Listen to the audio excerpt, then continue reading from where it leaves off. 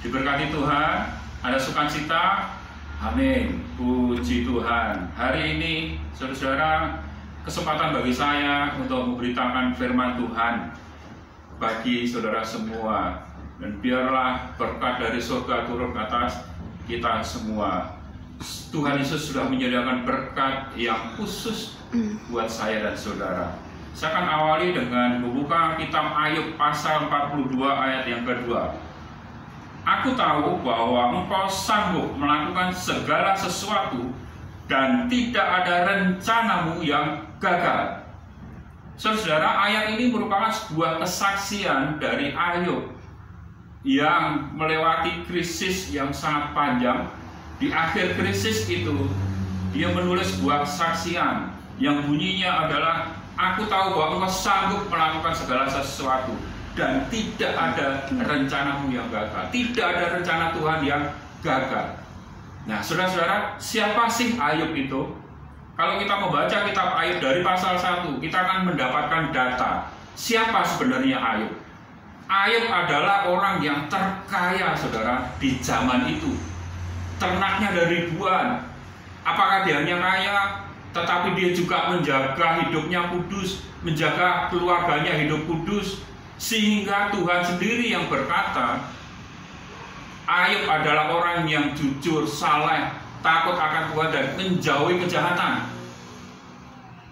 Di mata masyarakat, Ayub adalah seorang tokoh teladan.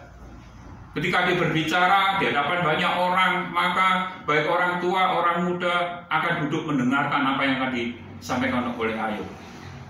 Baik rakyat jelata maupun pembesar, ketika Ayub datang dan berdiri untuk berbicara, mereka menaruh hormat kepada Ayub.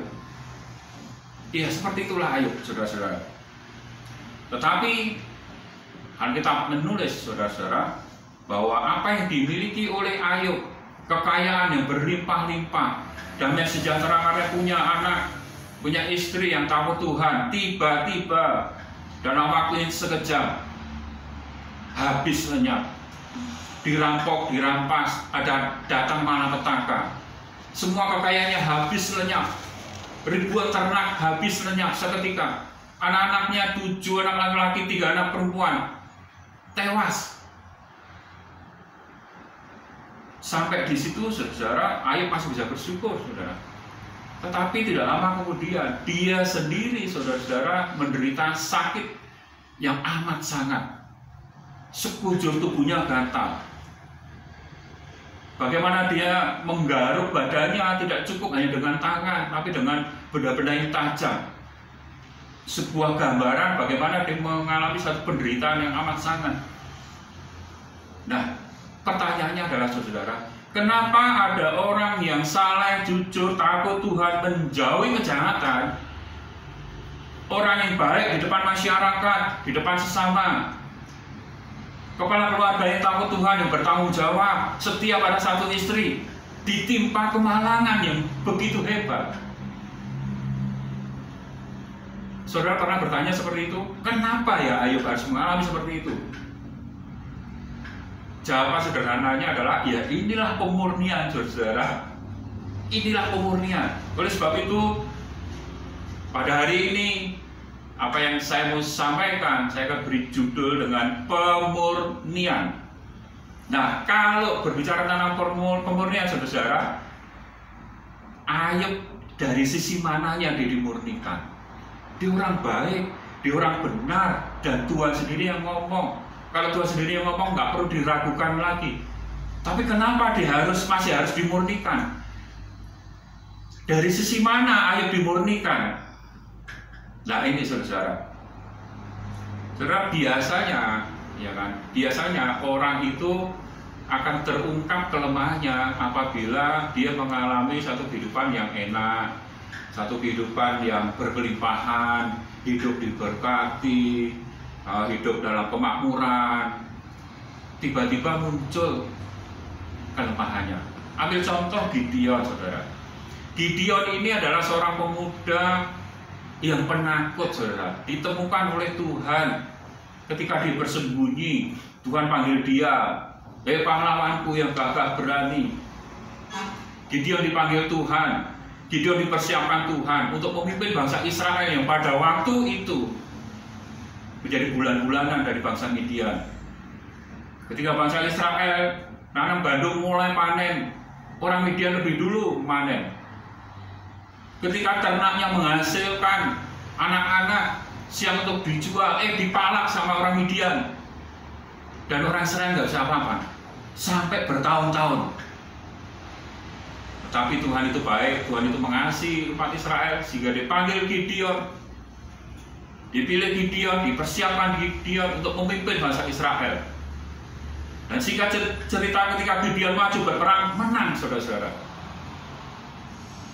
Maka bangsa Israel yang tadinya terpuruk bangkit, yang tadinya krisis menjadi makmur kembali.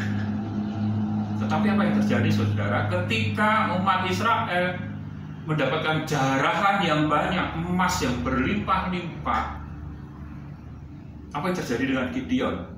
Ketika Gideon diminta oleh seluruh bangsa Israel supaya dia memimpin bangsa Israel, supaya dia menjadi raja, supaya dia melayani bangsa Israel, Gideon menolak. Dia berkata, aku tidak akan memerintah kamu, baik anakku, baik anak cucuku, tidak akan memerintah bangsa Israel.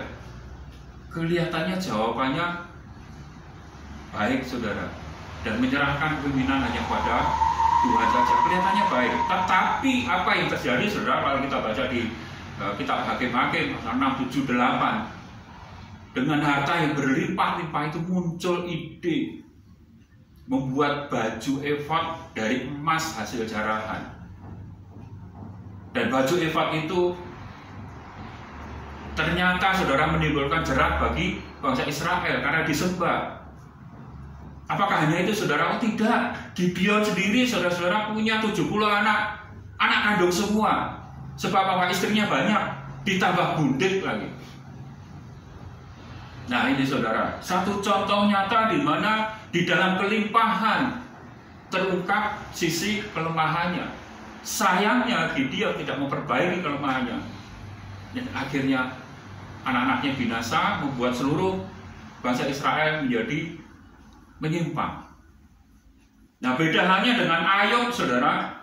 Ayub ini semakin dia diberkati, semakin kaya, semakin makmur hidupnya, semakin menikmati dalam kebahagiaan, dia semakin takut dengan Tuhan. Dia semakin menjaga hidupnya kudus, tidak membiarkan matanya jelalatan ketika melihat ada seorang wanita. Sebagai pemimpin perusahaan, karena dia juga pebisnis, dia tidak pernah menahan berkat yang seharusnya diterima oleh karyawannya. Dia berlaku adil kepada orang yang lemah, dia siap menolong.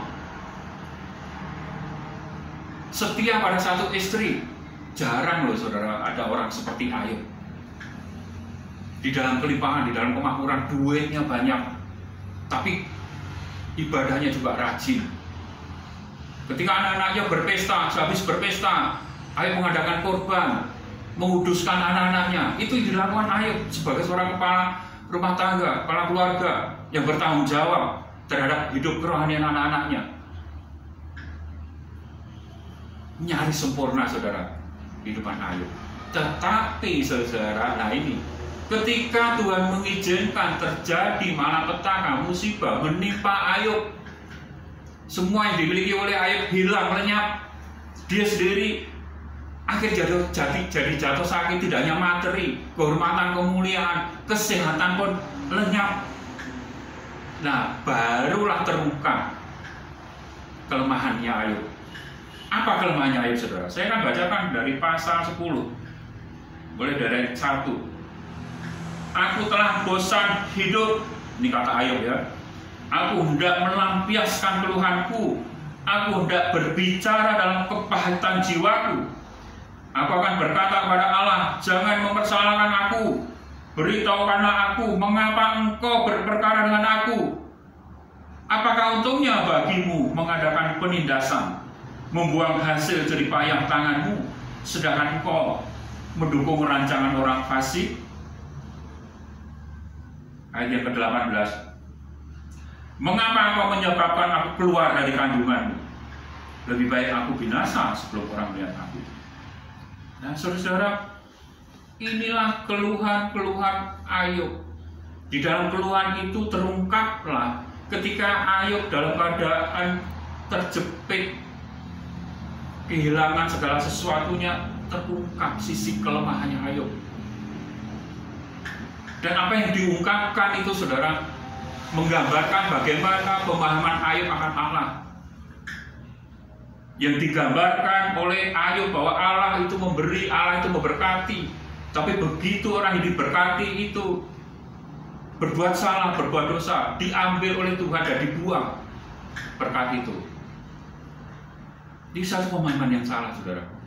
Apakah seperti itu, saudara? Apakah Allah itu memberi tapi dia juga mengambil? Apakah Allah itu memberkati tapi begitu anaknya diberkati nggak tahu diri terus dikutuk? Apakah seperti itu, saudara?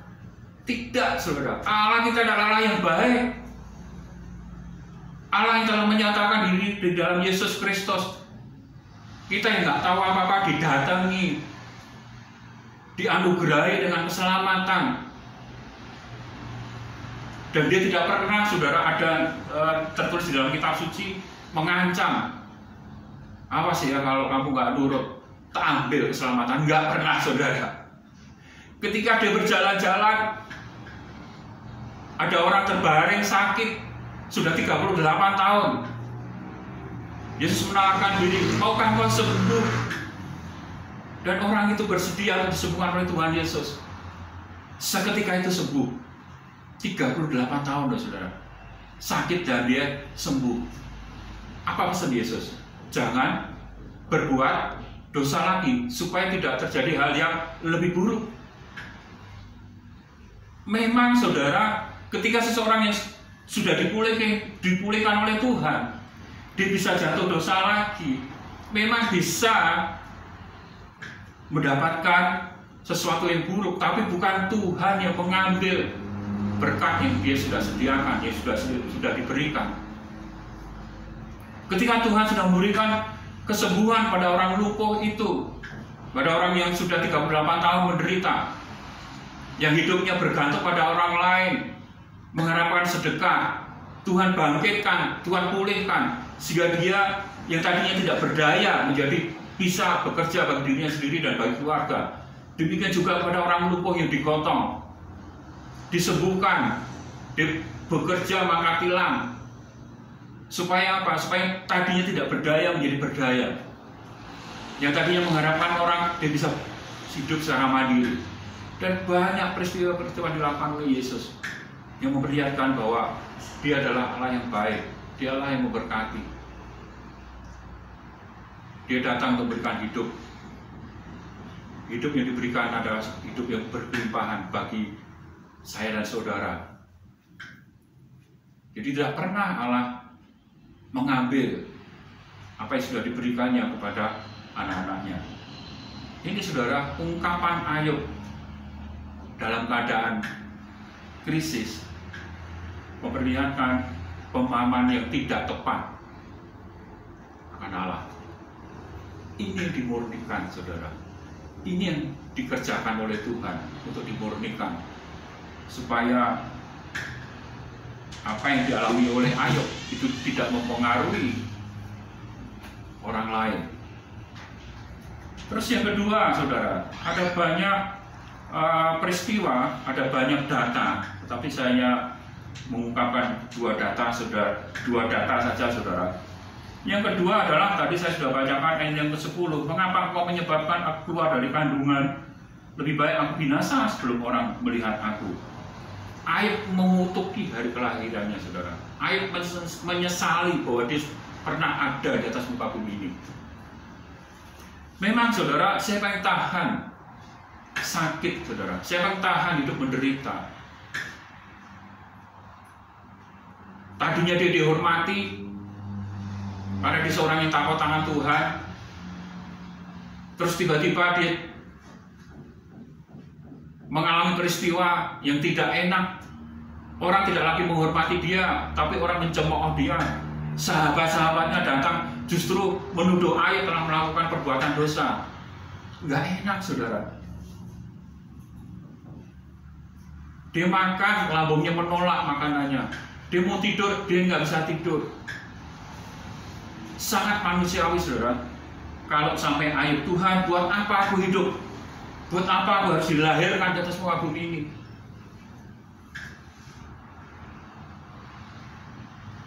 Tapi saudara-saudara, kalau kita pahami lebih dalam, apa yang diungkapkan oleh Ayub itu adalah sebuah keputusasaan,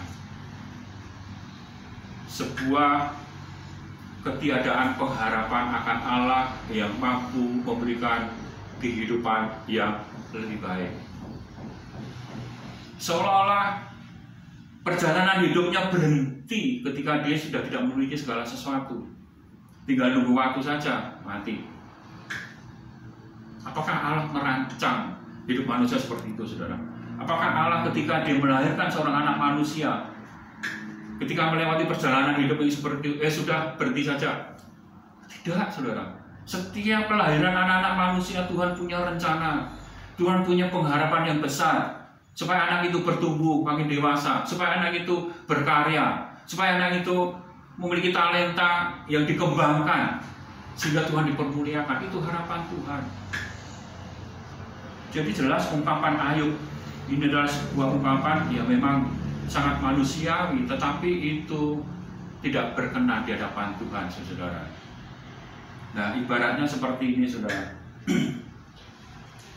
Ketika saat ini kita hidup diberkati Tuhan, dipercaya oleh Tuhan, melayani pekerjaan Tuhan di gereja, bisa ngajar sekolah minggu, bisa sebagai pemimpin pujian, bisa sebagai pengerja atau diakon. Tiba-tiba ketika diizinkan Tuhan tertimpa musibah, terjadi kemalangan, terus kita udahlah, aku nggak mau lagi melayani Tuhan. Ada seorang pendoa, saudara, ketika dia mendoakan beberapa orang yang sakit, orang itu sembuh. Tetapi ketika ada anggota saudaranya, anggota keluarganya yang sakit, didoakan nggak sembuh-sembuh. Dan apa yang terjadi? Dia nggak mau lagi melayani. Aduh, aku nggak mau lagi deh. Keluarga aku sendiri, aku berdoa nggak sembuh. Ngapain aku mendoakan orang lain? Bukankah keputusan orang itu sama seperti Ayub, saudara? Memang kita tidak pernah mengutuki hari kelahiran kita, buat apa aku hidup? Tetapi ketika kita mau mengerjakan sesuatu, terus kita terhambat oleh persoalan, kita mandek, kita berhenti, jadi stagnan, gak mau melakukan apa-apa. Sedangkan kesempatan untuk melayani Tuhan ada, kita gak mau ambil bagian itu. Sama seperti Ayub, saudara-saudara. Dan ini yang dimurnikan oleh Tuhan, saudara-saudara. Ini yang diperhatikan oleh Tuhan, supaya tidak terjadi sesuatu yang lebih buruk lagi bagi hidup anak-anak Tuhan. Ada banyak data yang sudah bisa diungkapkan, tetapi biar ini menjadi pelajaran buat kita. Nah, pelajarannya apa, saudara? Ya, bersyukur Ayub masih hidupnya bergantung pada Tuhan. Sekalipun dia menderita, sekalipun dia sakit, saudara-saudara, sekalipun sahabat-sahabatnya sudah tidak lagi menghiraukan dia, sudah tidak memperdulikan dia, tetapi hatinya, saudara, masih percaya pada Tuhan. Dia masih terhubung dengan Tuhan. Akhirnya Tuhan pulihkan keadaan dia, saudara. Dan bagaimana ketika Tuhan memulihkan keadaannya? Saya akan bacakan kembali pasal 42 ayat yang kelima. Hanya dari kata orang saja aku mendengar tentang engkau, tetapi sekarang mataku sendiri memandang engkau. Ini, saudara, ketika Ayub sudah dipulihkan keadaannya, berarti dia sudah dimurnikan dari pemahaman yang salah tentang Allah. Dia baru bisa berkata, tidak ada rencana Tuhan yang gagal. Tuhan sanggup melakukan apa saja. Sebab selamanya aku dengar Tuhan hanya dari kata orang saja. Ternyata hanya dari kata orang saja, salah. Tuhan tuh baik loh, Tuhan tuh berkati loh, tapi awas loh, jangan kamu berdosa. Kalau kamu berdosa, kamu dikutuk. Nah, itu satu pemahaman yang salah dari kata orang.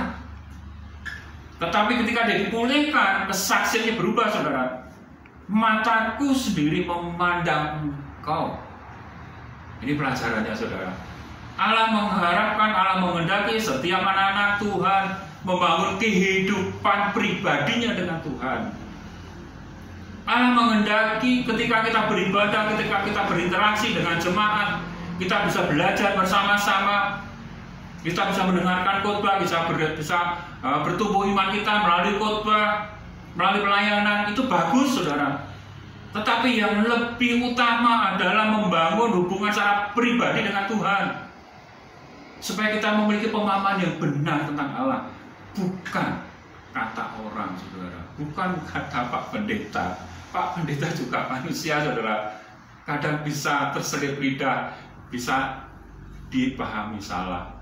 Tetapi kalau kita memiliki satu hubungan yang pribadi dengan Tuhan, Tuhan hadir menerangi kita, maka kita akan mendapatkan satu pemahaman yang benar tentang Allah. Apakah hanya itu saja, saudara? Oh tidak, saudara. Ada rencana Allah yang besar. Ada rencana Allah yang besar, saudara. Ayub ini, saudara, karena dia ditokohkan di tengah-tengah masyarakat, sehingga ketika dia mempunyai pemahaman yang salah tentang Allah, sangat mungkin, saudara, masyarakat di sekitarnya, bahkan segenerasinya juga mempunyai pemahaman yang salah tentang Allah. Dan karena itulah Ayub dimurnikan supaya memiliki pemahaman Allah yang benar. Kalau Ayub memiliki pemahaman yang benar, maka seluruh generasi juga diselamatkan dengan pemahaman yang benar tentang Allah. Tidak hanya generasinya Ayub, saudara. Saya akan bacakan lagi ayat yang ke-16, yang terakhir, saudara. Sesudah itu Ayub masih hidup 140 tahun lamanya. Dia melihat anak-anaknya dan cucu-cucunya sampai keturunan yang keempat. Jadi ketika Ayub dipulihkan, saudara, dipulihkan keadaan hidup jasmaninya, secara rohani dia sudah dimurnikan oleh Tuhan. Dia masih diberi kesempatan untuk hidup 140 tahun, melihat anak cucunya sampai keturunan yang keempat. Artinya apa, saudara? Ayub punya tanggung jawab untuk menyelamatkan generasi penerusnya, supaya generasi penerusnya memiliki pemahaman yang benar tentang Allah. Generasinya dia sudah diselamatkan dengan dia melewati proses pemurnian. Tapi bagaimana dengan generasi berikutnya? Kalau dikatakan Ayub sempat melihat generasi berikutnya, anak-anaknya sampai keturunan yang keempat, artinya, saudara, bahwa Ayub terus melayani mereka, melayani anak cucunya, memberikan pemahaman yang benar tentang Allah. Nah, saudara-saudara, hari-hari ini kita memasuki pola hidup yang katanya new normal. Gak enak sih, saudara. Gak enak, saudara. Ibadah new normal, gak enak, saudara. Nah, bagaimana kita menyikapi, saudara? Apakah kita mau ngomel? Apakah kita mau bersungut-sungut?